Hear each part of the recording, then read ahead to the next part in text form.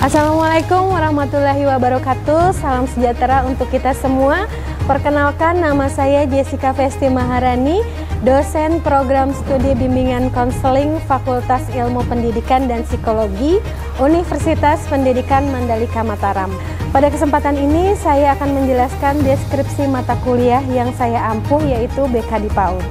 Mata kuliah bimbingan dan konseling di pendidikan anak usia dini merupakan mata kuliah pilihan yang bertujuan memberikan spesialisasi atau peminatan khusus pada layanan konseling anak usia dini mulai dari lahir sampai dengan 6 tahun. Dalam kurikulum BK, mata kuliah ini menjadi jembatan antara pemahaman umum konseling dengan praktek konseling yang spesifik pada perkembangan anak usia dini, yang memiliki karakteristik unik dibanding konseling pada anak sekolah dasar, remaja, atau dewasa. Alasan pentingnya mata kuliah ini yaitu anak usia dini belum mampu mengungkapkan masalahnya secara verbal seperti anak dewasa atau remaja. Maka konselor yang bekerja di ranah pendidikan anak usia dini perlu memahami psikologi perkembangan anak usia dini, komunikasi nonverbal, serta pendekatan konseling berbasis permainan dan kegiatan eksploratif. Permasalahan pada anak usia dini seringkali bersifat preventif dan penguatan perkembangan. Oleh karena itu, fungsi konselor dalam konteks PAUD sangat strategis untuk mendukung pembentukan karakter dan kesehatan mental anak sejak usia dini. Mahasiswa bimbingan konseling perlu siap terlibat dalam program-program pencegahan, asesmen awal, dan rujukan profesional dalam kerjasama dengan guru, orang tua, dan tenaga medis atau psikolog anak. Adapun capaian pembelajaran pada mata kuliah bimbingan konseling di PAUD, yaitu setelah menyelesaikan mata kuliah ini, mahasiswa diharapkan mampu pertama memahami perkembangan anak usia dini dan implikasinya dalam layanan bimbingan konseling. Yang kedua, mengidentifikasi permasalahan psikososial yang umum terjadi pada anak usia dini. Kemudian yang ketiga, merancang strategi dan media layanan bimbingan konseling yang sesuai dengan karakteristik anak usia dini.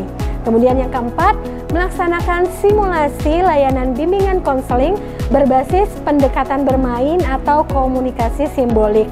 Dan yang kelima, bekerja sama secara profesional dengan guru PAUD dan orang tua dalam mendukung perkembangan anak. Untuk sistem pembelajaran yang saya lakukan adalah secara luring atau tatap muka. Metode pembelajaran yang saya berikan diantaranya adalah metode ceramah, diskusi, praktek, dan tentunya evaluasi. Untuk mempermudah penyampaian materi, saya menyiapkan bahan ajar berupa slide presentasi.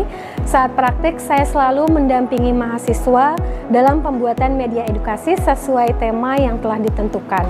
Evaluasi hasil media edukasi dilakukan setiap awal pertemuan sebelum praktik dimulai.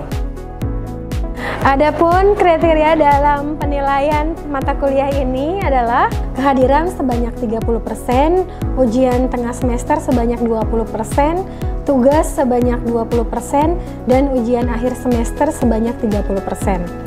Hasil evaluasi nilai tersebut saya informasikan kepada mahasiswa melalui aplikasi WhatsApp bahwa nilai sudah bisa diakses di Siakat, sehingga mahasiswa yang mendapat nilai kurang baik bisa melakukan remedial sesuai dengan kalender akademik.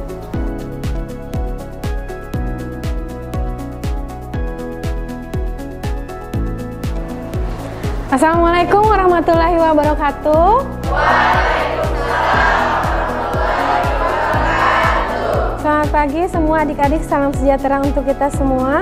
Selamat pagi, Ibu. Bagaimana kabarnya hari ini?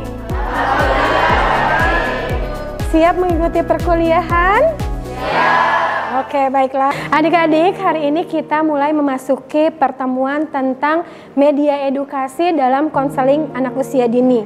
Adik-adik di pertemuan sebelumnya masih mengingat materi apa yang kita pelajari? Masih. Ayo, apa? Teknik konseling bermain dan bercerita. Oke, teknik bermain dan bercerita. Oke. Nah, di mana pembahasan sebelumnya membahas tentang bagaimana anak usia dini mengekspresikan diri melalui bermain dan juga bercerita. Nah, sekarang saya ingin bertanya kepada adik-adik semua, masih ingat apa saja jenis permainan yang digunakan dalam konseling anak usia dini? Yang pertama, bermain peran, kemudian bermain simbolik, bermain konstruktif, dan oke, semuanya sudah pada ingat. Sekarang kita akan lanjutkan dengan mengembangkan media yang dapat digunakan dalam konseling anak usia dini.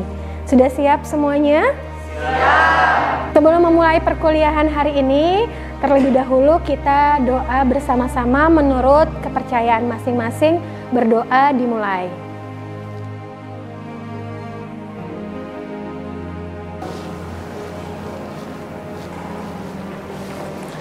Nah, selanjutnya saya akan presentasi. Silakan adik-adik sebutkan nama apabila hadir. Denta Widya, Karinisa, tidak hadir ya. Zafa, Manawari, Wiwit Anggraini. Di pertemuan ini saya akan menjelaskan terkait dengan media bimbingan dan konseling untuk anak usia dini. Silakan adik-adik melihat slide di depan.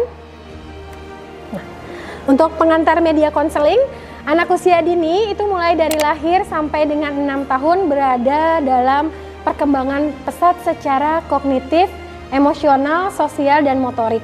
Nah, layanan BK untuk anak usia dini perlu disampaikan secara kreatif dan kontekstual agar sesuai dengan dunianya. Karena dunia anak itu dunia bermain, jadi harus dilakukan secara bermain. Oleh karena itu, kita penting sekali untuk menggunakan media BK sebagai alat bantu dalam mengkonseling anak. Nah, antara dewasa, konseling dewasa dan anak-anak tentunya berbeda ya. Kalau dewasa kita bisa menggunakan konseling kelompok, kemudian konseling individu, tapi tidak dengan anak usia dini. Anak usia dini perlu dilakukan secara bermain, dengan menyenangkan, dalam hal bercerita. Selanjutnya adik-adik, adapun pengertian media BK yaitu alat bantu yang digunakan oleh guru BK atau pendidik dalam menyampaikan materi bimbingan atau proses konseling kepada peserta didik. Untuk anak usia dini, media yang digunakan harus bersifat visual, kemudian auditori, kinestetik, serta ramah anak. Masih ingat adik-adik apa saja aspek perkembangan pada anak usia dini? Yang pertama apa? Iya, aspek kognitif. Aspek kognitif itu berhubungan dengan apa? Pola pikir, problem solving atau pemecahan masalah. Yang kedua ada apa lagi? Aspek bahasa. Ya, aspek bahasa itu kemampuan berbicara, menulis, menyimak, kemudian apa? Mendengarkan. Kemudian yang ketiga apa? Aspek sosial dan emosional. Ini maksudnya apa? Sosial, kemampuan anak dalam berinteraksi. Kemudian untuk emosi, pengenalan emosi, ada apa saja emosi? Emosi marah, senang, sedih. Oke, yang keempat apa lagi? Aspek seni. Nah ini sangat penting juga adik-adik. Seni itu apa saja? Menggambar, bernyanyi, menari, aktivitas memang yang berhubungan dengan seni. Kemudian yang kelima ada apa? Fisik motorik.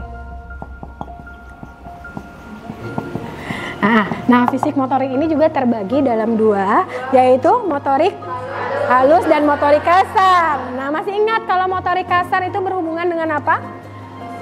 Kemampuan fisik seperti berlari, berjalan, melompat.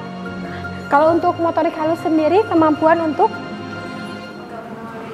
Menulis, iya. Pokoknya yang motorik halus berhubungan dengan otot-otot kecil seperti jari jemari. Oke, untuk slide selanjutnya ada karakteristik media BK untuk anak usia dini.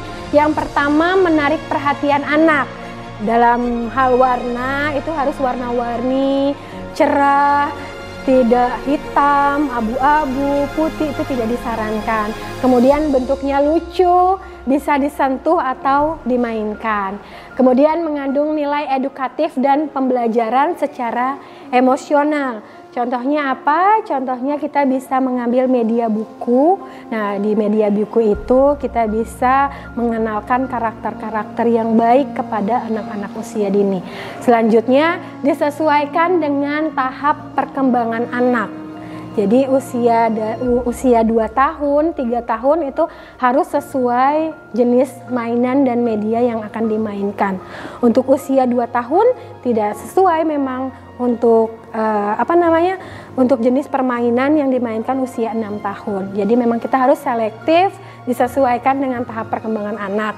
Kemudian aman dan tidak berbahaya, bebas sudut tajam serta tidak beracun. Jadi harus diperhatikan sekali bagaimana kita memilih media edukasi yang tepat untuk anak usia dini.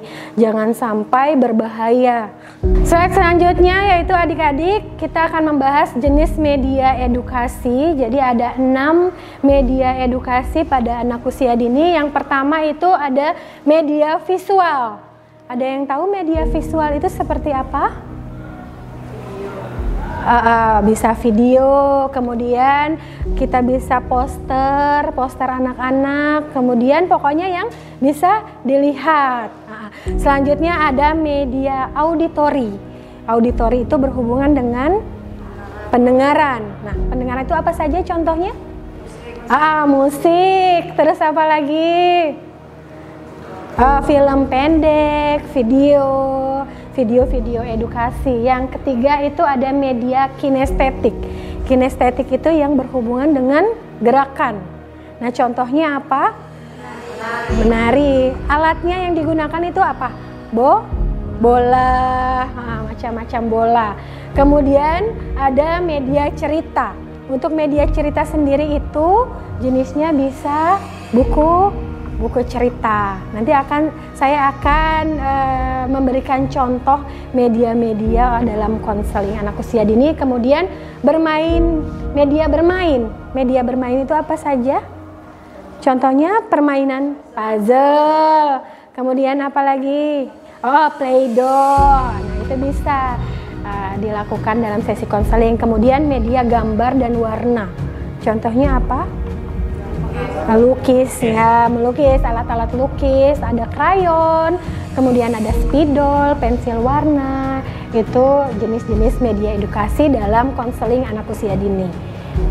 Oke, adik-adik, saya sudah selesai mempresentasikan terkait dengan media konseling pada anak usia dini. Silahkan saya minta 2 orang dari mahasiswa bertanya. Silahkan menyebutkan nama lengkap dan NIM-nya.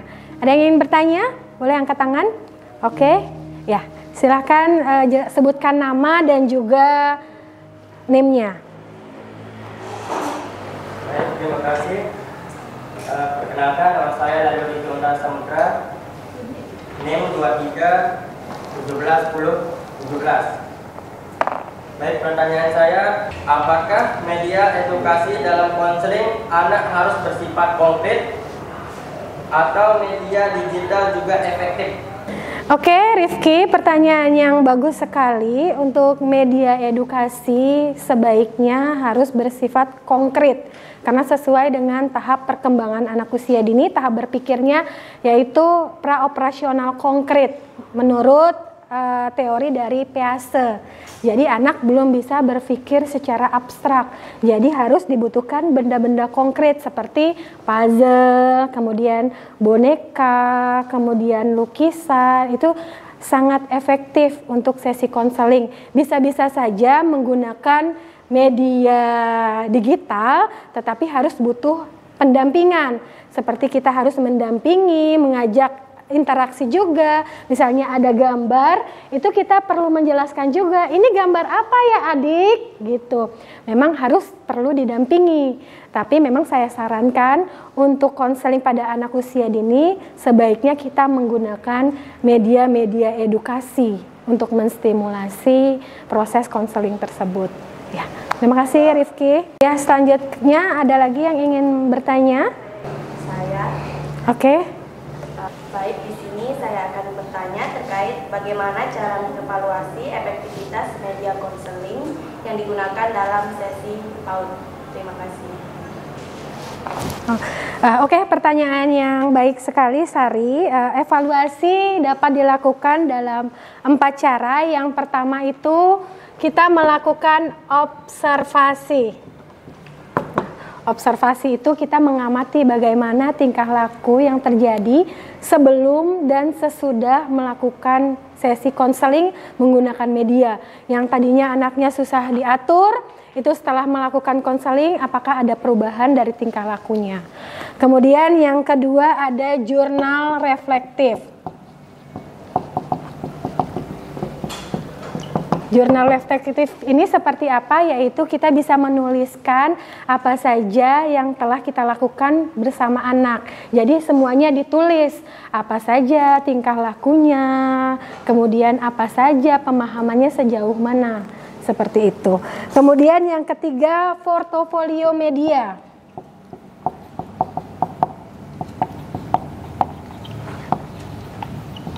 Nah, portofolio media ini seperti apa? Nah, pada saat sesi konseling, adik-adik semua usahakan untuk mendokumentasikan. Mendokumentasikan apa saja yang dilakukan anak, kemudian hasil karyanya anak. Jadi dari situ kita bisa menilai sejauh mana sesi konseling ini berlangsung dengan sangat baik ataukah memang perlu dilakukan konseling kembali. Kemudian yang terakhir itu ada keterlibatan anak dalam komunikasi.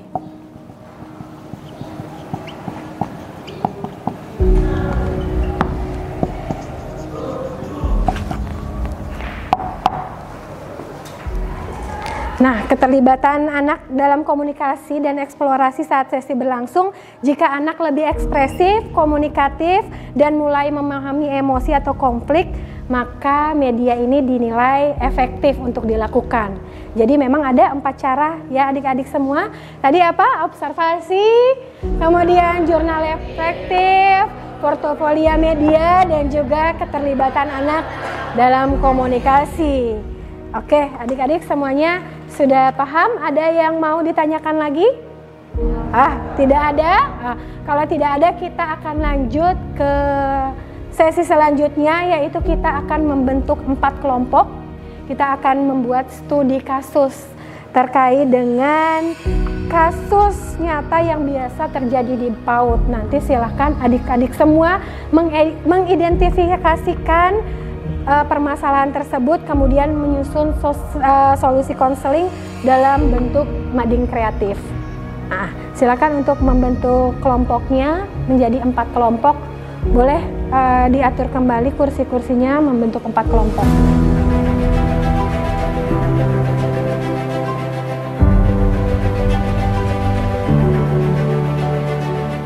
Oke adik-adik, selanjutnya kita masuk ke studi kasus berkelompok, yaitu kita akan membuat mading.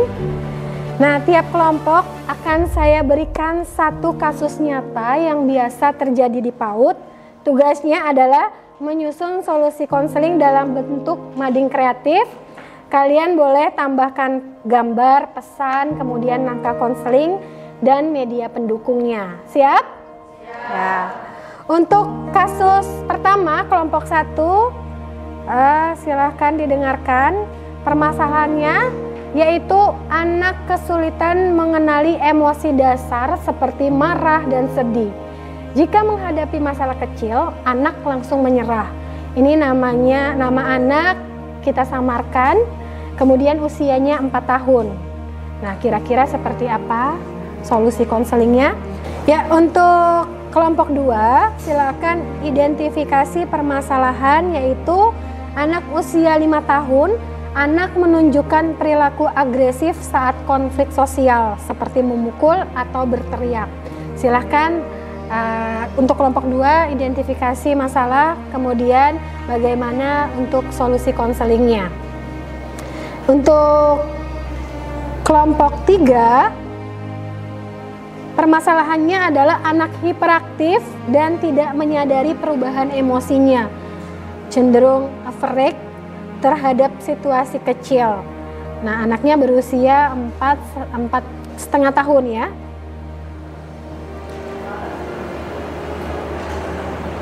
Oke, yang kelompok 4 itu permasalahannya anak menunjukkan perilaku agresif saat konflik sosial seperti memukul atau berteriak.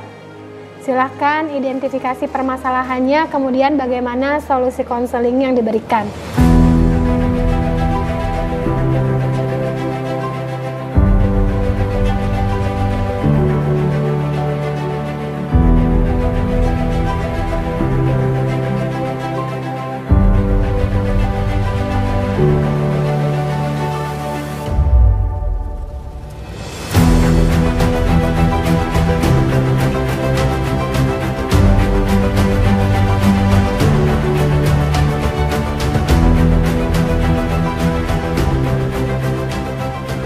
Ya, adik-adik sudah selesai dalam pembuatan mading kreatif? Nah, kalau gitu setelah mengetahui solusi konseling pada studi kasus mading, selanjutnya kita akan mencoba membuat media edukasi yang sesuai dengan permasalahan yang terjadi pada anak usia dini. Jadi silakan adik-adik semua membuat media edukasi yang menggambarkan tujuan konseling, kemudian bagaimana cara menggunakannya, bagaimana cara menggunakan media edukasi tersebut agar efektif dilakukan pada saat sesi konseling. Ya, dari permasalahan-permasalahan yang sudah terjadi, yang sudah kita identifikasi, nah selanjutnya kita buat media edukasinya sesuai dengan permasalahan di setiap kelompok. Nah, silakan adik-adik kita mulai mencoba membuat secara sederhana. Nah, bisa? Oke, silakan. Ya, adik-adik semua perhatikan, kelompok 3 akan mempresentasikan hasil medianya. Silakan untuk kelompok 3 mempresentasikan bagaimana cara menggunakannya dan tujuannya seperti apa. Baik, Assalamualaikum warahmatullahi wabarakatuh. Waalaikumsalam warahmatullahi wabarakatuh. Kami di sini dari kelompok 3 akan mempresentasikan media edukasi, yaitu media body talk konflik yang bertujuan untuk membantu anak memahami dan menyelesaikan konflik sosial simbolik. Di sini kita menggunakan media, yaitu menggunakan dibuat dari kain planet yang akan ditunjukkan oleh teman kami. Halo semuanya, kenalkan nama aku Budi. Halo semuanya, kenalkan nama aku Joko. Kami di sini akan mempresentasikan tentang bagaimana sih mengatur emosi atau memperkenalkan emosi kepada kalian semua. Kami akan memperkenalkan bagaimana emosi. Ini gimana sih? Ekspresi tertawa. Kalau menangis gimana? Aku bebas nih. Kalau emosi, aku pengen bareng Mas Akbar. Oke adik-adik, terima kasih atas presentasi yang telah kalian lakukan. Nah, sekarang saya akan mengevaluasi terkait dengan media edukasi dalam konseling yang telah kalian buat. Apakah sudah sesuai dengan karakteristik jenis-jenis media konseling yang dilakukan? Oke, dimulai dari kelompok 1 ini namanya puzzle emosi. Oke, warna sudah bagus ya. Nah, cuman bagian-bagian ini perlu lagi diberikan efek warna. Nah, apa bagus lagi apabila untuk emot-emotnya itu diganti dengan gambar asli. Misalnya anak yang sedang tertawa, atau anak yang sedang menangis, atau anak yang sedang bingung. karena kalau seperti ini anak-anak kesulitan ya untuk mengekspresikan oh iya. Nah, ini bisa juga memakai gambar seperti ini. Oke, secara penggunaan dan manfaat sudah baik. Untuk kelompok 1 kita berikan tepuk tangan. Oke, untuk media edukasi dalam konseling kelompok 4 ini apa? Oh, tangga emosi. Jadi mengenalkan macam-macam emosi pada anak. Oke, ini ada senang, sedih, marah, takut, lelah. Nah, secara warna sudah menarik ya. Cuman ada catatannya, harusnya dibuat besar. Supaya lebih menarik. Tampilannya juga menarik. Kemudian sesuai dengan solusi yang ditawarkan. Ini sudah bagus, cuman secara penggunaan media ini terlalu kecil. Jadi memang harus dibesarkan lagi ininya. Ini juga cukup kreatif media yang diberikan. Kita berikan tepuk tangan kepada kelompok 4.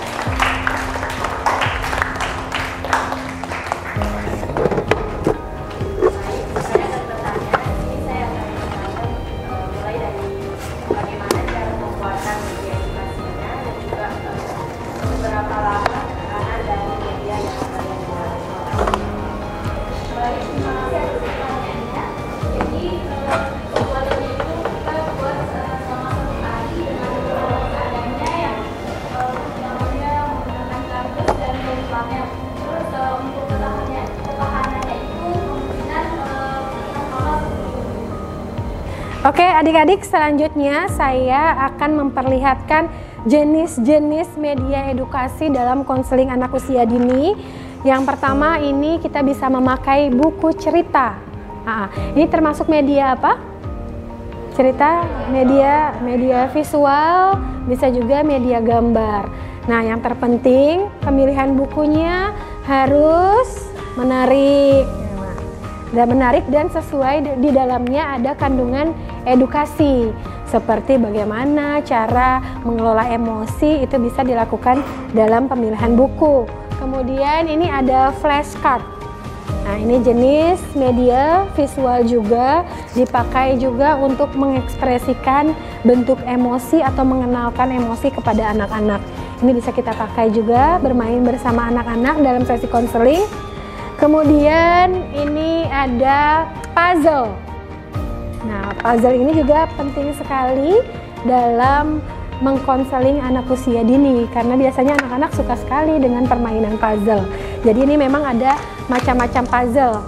Nah, jadi memang untuk konseling sendiri pada anak usia dini memang medianya diperlukan harus bervariasi.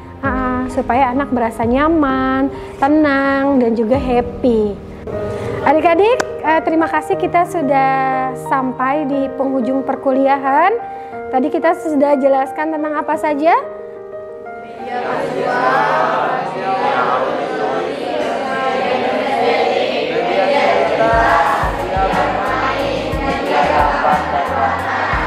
Oke, berarti sudah tahu semua ya apa saja jenis-jenisnya, karakteristik medianya nanti seperti apa yang digunakan dalam sesi konseling. Ada lagi yang mau bertanya? Tidak ada? Sudah cukup? Adik-adik, untuk pertemuan selanjutnya kita akan membahas tentang evaluasi dalam layanan bimbingan konseling. Nah, kita akhiri perkuliahan hari ini. Sebelumnya kita berdoa dulu. Berdoa dimulai. Selesai? Kita akhiri perkuliahan hari ini. Mohon maaf apabila saya ada salah kata atau ada salah sikap. Wabillahi taufiq wa hidayah. Assalamualaikum warahmatullahi wabarakatuh.